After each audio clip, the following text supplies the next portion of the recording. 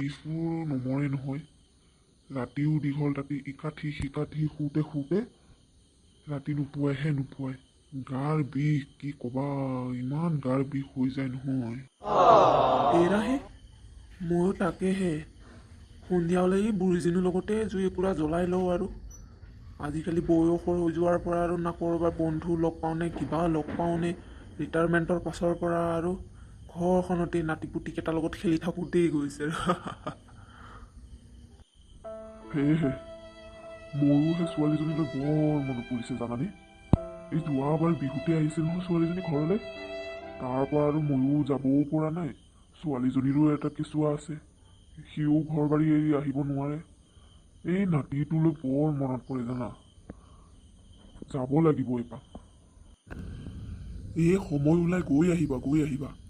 এই আমাৰ সমিধনে কৈছে নহয় জীয়েকৰ ঘৰলৈ টাউনলৈ বুলি, মানুহজন আহিছে বুলি কোৱা শুনিছোঁ। এপাকো দেখোন দেখা দিয়া নাই। কি খবৰ খাতি অলপ সুধো বুলি ভাবিছোঁ। মই সন্ধিয়া কৈছিলোঁ তাক ফোন কৰি, এপাক আহিবাচোন বহিম বুলি। কি কৰে মানুহজন, আহে নে নাহেই না। এৰা ময়ো শুনিছিলোঁ ছোৱালীজনী ঘৰলৈ গৈছে বুলি, কেতিয়াবা আহি পালে।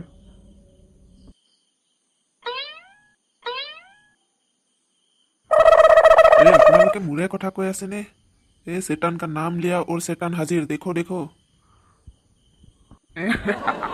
কি কোৱাহে বন্ধু, তোমাৰ আৰু তোমাৰ ডাইলগ শুনিবৰ কাৰণেই আমি ৰৈ আছোঁ এতিয়াৰ পৰা আহিবা বুলি। নহয়নো কি, বহুত দিন হ'ল লগো পোৱা নাই। পিছে ছোৱালীজনী ঘৰত গৈ পেলাই সুখ খাই আহিলে বুলি ভাবিছোঁ। বহ সেইতে বহ, আৰামত বহি কেনে কথা পাতোঁ। এতিয়া আৰু তোমাৰ পৰা চব কাহানী শুনিম আমি। বহ কি ক'বা আৰু, আমিতো গাঁৱলীয়া মানুহ, আগে পিছে এনেকুৱা টাউনত গৈ থকাও নহয়।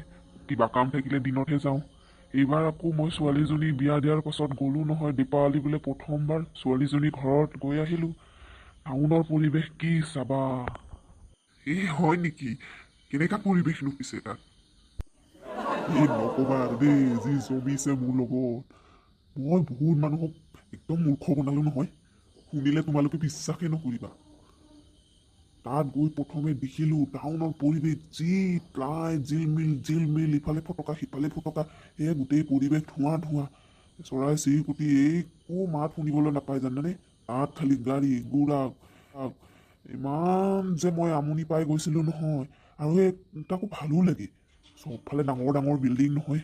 আমাৰ আকৌ ইয়াত আৰু ক'ত, এয়া সৰু সুৰা ঘৰহে, তাতে চাৰিওফালে বিল্ডিং, ডাঙৰ ঘৰ, গাড়ী, কি শুনিবা কি চাবা। হয় নেকি, পিছে টাউনৰ মানুহবিলাকক খুব মূৰ্খ বনালা। কেনেকৈনো মূৰ্খ বনালা কোৱাচোন কোৱা। সেইদিনাখন কি হৈছিলে, মই মানে টাউনলৈ বুলি যাওঁতে গাড়ীৰ পৰা নামি পাছত দেখিলোঁ, বাপৰে ইমান ডাঙৰ বিল্ডিং, গাড়ী গুৰা। মইতো এখন বিল্ডিং দেখি ইমান আচৰিত হৈ গ'লো নহয়। ইমান ওখ, একদম আকাশ চুং অৱস্থাত আছে। হয়নে সমিধন, ইমান ওখ বিল্ডিং থাকেহে জানো? তুমি অলপ বেছিকে কৈছা নেকি। যি কি নহওক কচোন বাৰু, আগলৈ কি হ'লে? কোৱা আকৌ, কথাটো শুনি ইণ্টাৰেষ্টিং হ'ব যেন লাগিছে। আমাৰো জানিব মন গৈছে নহয়। তো শুন, মই মানে গাড়ীৰ পৰা নামি অলপ দূৰ আগবাঢ়ি গ'লো, গৈ পেলাই এখন দোকানত সোমালোঁ। দোকানখনত সোমাই কিনে এক বটল পানী ল'লোঁ, পানী খালোঁ। পানী খাই আগুৱাই গৈ আছিলোঁ। গৈ থাকোঁতে হঠাৎ ইমান ওখ বিল্ডিংটো দেখা পালোঁ নহয়। মইতো আচৰিত, বাপৰে ইমান ওখ বিল্ডিং আগে পিছে কেতিয়াও দেখা নাই। আমিতো গাঁৱৰ মানুহ। তাৰপিছত মই গছ এজোপাৰ তলত ৰৈ একদম বিল্ডিংটো গুন্তি কৰিব ধৰিছোঁ নহয়। এনেকেতে গুন্তি কৰি থাকোঁতে মই গুন্তি কৰি আছোঁ, ঠিক তেনেতে এজন মানুহ আহি ওলাল। হয় নেকি, পাছে তোমাৰ চাগৈ মানুহজন খেদা মাৰিলে, হয় নি বাৰু? আপুনিও যে কি কথাবোৰ কোৱা, এনেইনো খেদিব, টাউনৰ মানুহবোৰ ইমান বেয়া নহয়। মই সিহঁতক একেবাৰে মূৰ্খ বনাই থৈ আহিলোঁ নহয়। মই এনেকে গছৰ তলত ৰৈ পেলাই বিল্ডিংখনলৈ চাই পেলাই গণিব ধৰিলোঁ। গণোতে এজন মানুহ আহিল। দা, আপুনি ইয়াতে বিল্ডিংখনলৈ চাই কি কৰি আছে বুলি ক'লে।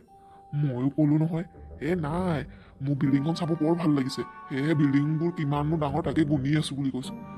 মানুহজন হঠাতে আহি ক'লে, দাদা বিল্ডিংখন বনাওঁতে বহুত টকা খৰচ হৈছে, ফ্ৰীতে আপোনাক গণিব নিদিওঁ নহয়। ময়ো সুধিলোঁ, হয় নেকি বাৰু, পিছে এটা ৰুমত গণিলে মানে কিমানকৈ ল'বা? মানুহজনেও ক'লে আৰু পাহাৰৰ মূৰত আৰু 1 টকা কৰি দিব বুলি ক'লে। তাৰপিছত মই সুধিলোঁ 1 টকা কৰি দিম, ঠিক আছে।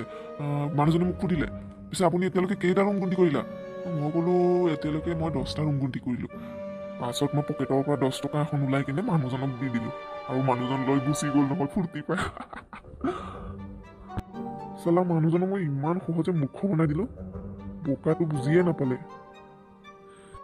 এয়া হয়নে? পিছে সেইটোতো মূৰ্খ বনাবলগীয়া কি কথা? কেনেকেনো মূৰ্খ বনিলে মানুহজন? অ'ৰা, তুমি মানুহজনক মূৰ্খ বনোৱা নাই হে, মানুহজনেহে তোমাৰ মূৰ্খ বনাই থৈ গুচি গ'ল যেন পাওঁ মই। আপুনি যে কি কথা কয় বুজিয়ে পোৱা নাই। আচলতে মই মানুহজনক কেনেকৈ মূৰ্খ বনালো সেইটো নুসুধে কেলেই? বাৰু কোৱাচোন কেনেকৈনো মূৰ্খ বনালা? আচলতে মানুহজনে মোৰ পৰা 10 টকাহে লৈ গ'ল। মই মানুহজনক ক'লো মই এতিয়ালৈকে 10টা ৰুম বনিছোঁ, আৰু 10টা বুলি কৈ মই তাক 10 টকাহে দিলোঁ। আচলতে সেই সময়লৈকে মই টোটেল 20টা ৰুম গুনিছিলোঁ। হয়নে নহয় কোৱাচোন? এতিয়া মই 20টা গুনি মই তাক 20 টকা দিয়াতকৈ মই তাক 10টা বুলি কৈ পেলাই 10 টকা দি কিনে ঠগাই দিলোঁ। মূৰ্খ বনিলে নে নাই কোৱাচোন? মানে আচৰিত মানিছোঁ দেই আপোনাকো, আৰু আপুনি আৰু এইবোৰ স্বভাৱ নেৰিলে আৰু দেই।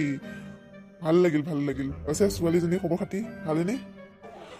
পিছে মোৰতো লাগিছে আপুনি নহয়, আপোনাকহে মানুহজন মূৰ্খ বনাই। যি কি নহওক দে, ছোৱালীজনীৰ খবৰ কেনেকুৱানো? ঘৰত সকলো ঠিকেই আছেনে?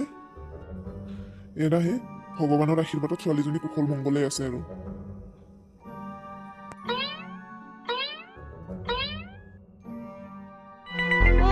আপোনালোক ত্ৰিমূৰ্তিৰ কথা পতা হ'লনে? মোৰ ভাত তৰকাৰী হ'ল, মই ৰৈ ৰৈ ভাগৰি গ'লোঁ আৰু। ব'লক খাই ল'বগৈ। এই ঠাণ্ডা পৰিছে, বতৰ সোনকালে খাই বৈ শুব লাগে আকৌ।